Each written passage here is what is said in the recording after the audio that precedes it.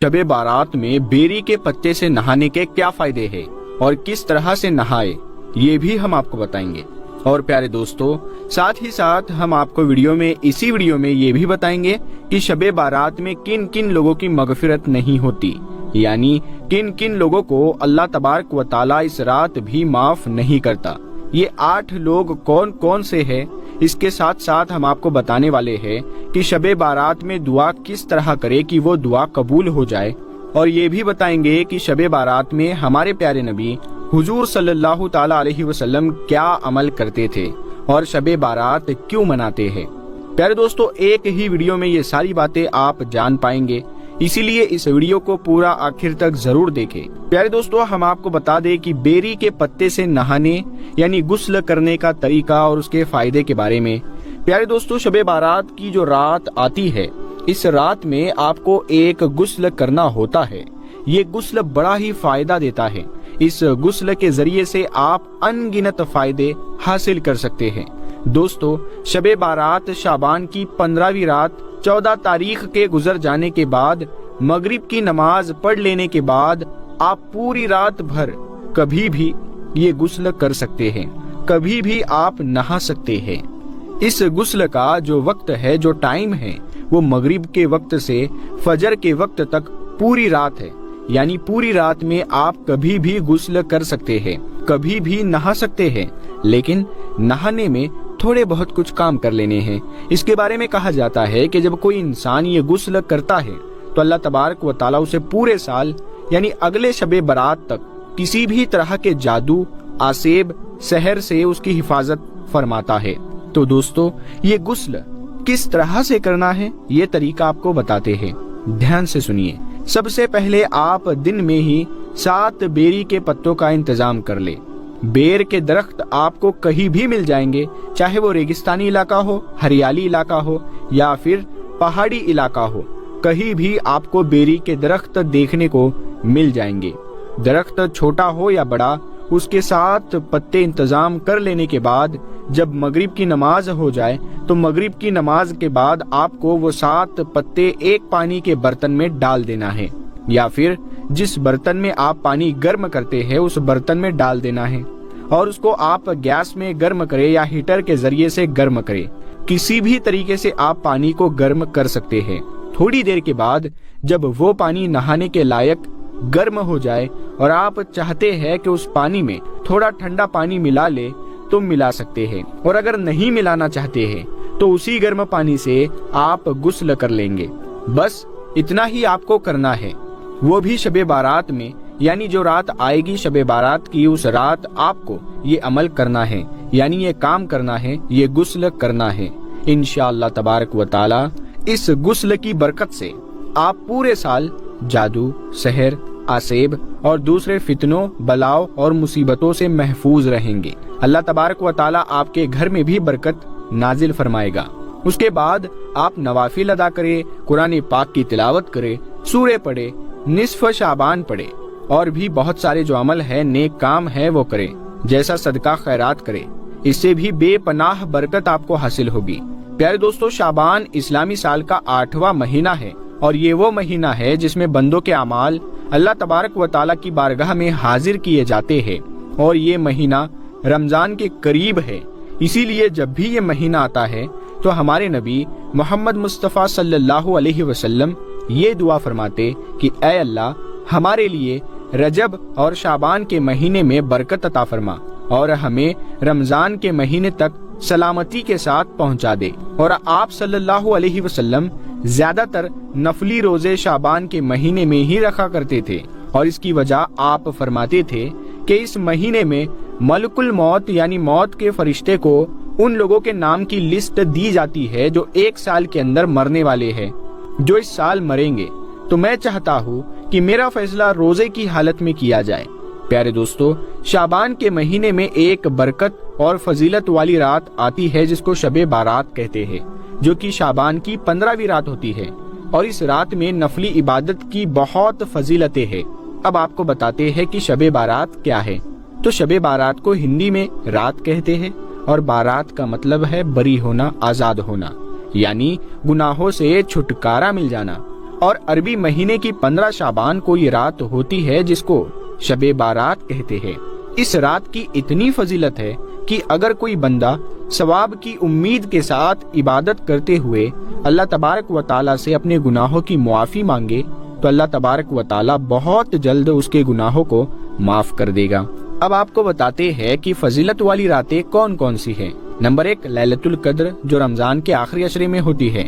Number 2 عید الفطر کی رات۔ Number 3 عید الاضحیٰ عید قربانی کی رات۔ نمبر 4 15 شعبان کی رات یعنی شب بارات۔ اس رات کی کیا خاصیت ہے؟ تو دوستو، جس طرح پورے سال کا بجٹ سرکار پیش کرتی ہے کہ پورے سال کیا ہوگا، اسی طرح اس رات میں آنے والے سال کے تمام قدرتی کاموں کا لیکھا جوکھا اللہ تبارک و تعالیٰ فرشتوں کو دے دیتا ہے، جیسے کہ لوگوں کی زندگی اور موت وغیرہ۔ اس رات میں کیا کوئی خاص عبادت ہے؟ تو اس کا جواب ہے نہیں۔ اس رات میں کوئی خاص عبادت نہیں جو سنت سے ثابت ہو۔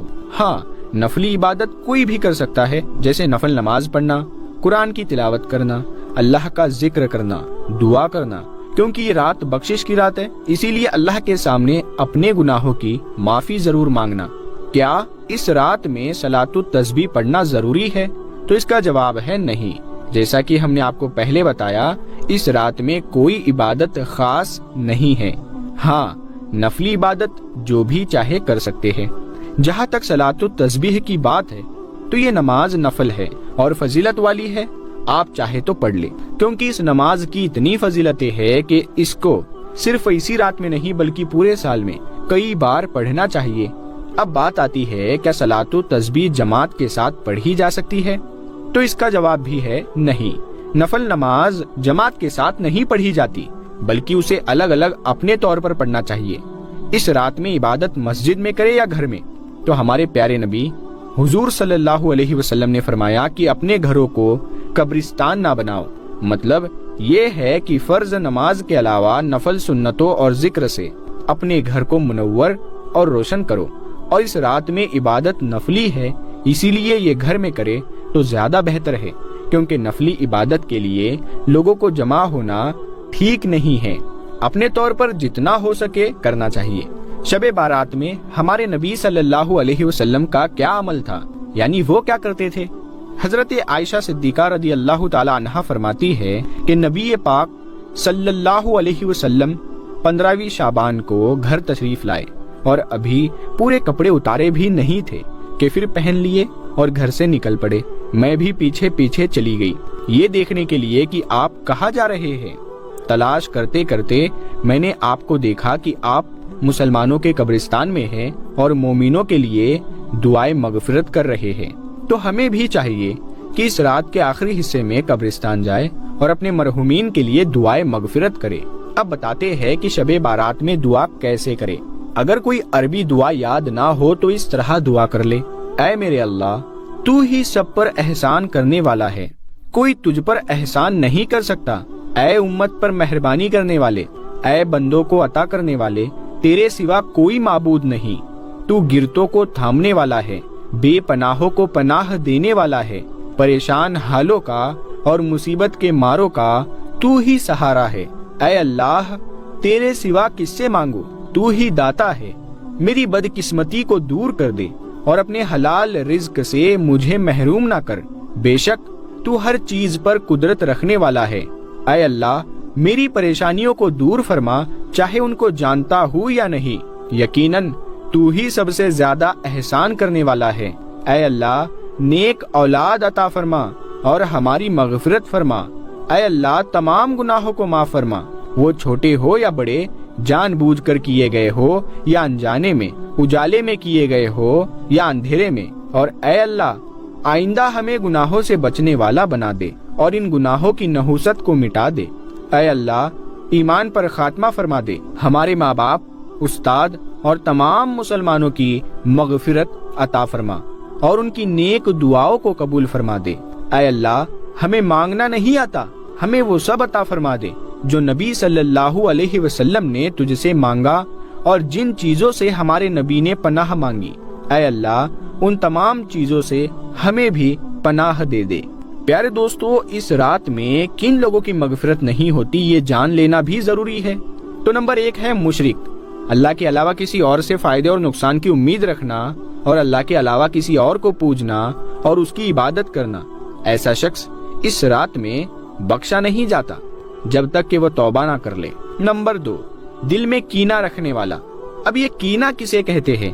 तो दोस्तों, कीना ये है कि इंसान अपने दिल में किसी को बोझ जाने, उससे शरीयत के खिलाफ दुश्मनी व बुग़्ज़ रखे, नफरत करे और ये हमेशा चलता रहे, तो इसी को कीना कहते हैं। इसका इलाज ये है कि उसको माफ करके उसके साथ मेल जोल व ताल्लुक शुरू कर दिया जाए। नंबर 3, रिश्तों को तोड़ने वाला। रिश्तेदारों के जो हुकूक हम पर वाजिब है उनको अदा ना करना, उनके साथ बदसलूकी करना, ताल्लुकात खत्म कर देना, ये रिश्तों को तोड़ने में आता है। ऐसा शख्स इस रात में बख्शा नहीं जाएगा। नंबर 4, शलवार टखनों के नीचे लटकाने वाला। पजामा, शलवार या लुंगी टखनों के नीचे पहनने के बारे में हदीस का फरमान है कि अल्लाह तबारक व ताला उस शख्स की तरफ नजरे रहमत नहीं फरमाता जो अपना पजामा या लुंगी टखनों के नीचे लटकाए। इस अमल की वजह से, यानी इस काम की वजह से बंदा अपनी बख्शिश नहीं करवा पाता। नंबर 5, वालिदैन का नाफरमान। इस रात में अल्लाह की रहमत से महरूम रहने वाला शख्स वो भी है जो अपने माँ बाप का नाफरमान हो। नंबर 6, शराबी।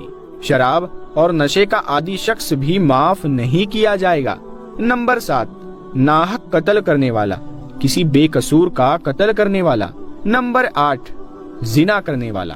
दोस्तों, ना महरम को देखना, छूना, बिला जरूरत बात करना और नाजायज ताल्लुकात रखना जिना है। अल्लाह तबारक व ताला इन तमाम गुनाहों से हमें बचाए, आमीन। दोस्तों, अल्लाह तबारक व ताला बड़ा गफूर रहीम है। अगर कोई शख्स इन 8 गुनाहों में से कोई एक गुनाह भी करता है तो उसे चाहिए कि वो ये ठान ले कि आज के बाद कभी ये गुनाह नहीं करूंगा और आज से सिर्फ अल्लाह की इबादत करूंगा और गुनाहों से बचूंगा, तो अल्लाह ताला उस शख्स को माफ कर देगा इंशाअल्लाह। तो दोस्तों, हम ये उम्मीद करते हैं कि आपको हमारी आज की ये वीडियो जरूर पसंद आई होगी। अगर ये वीडियो आपको पसंद आई हो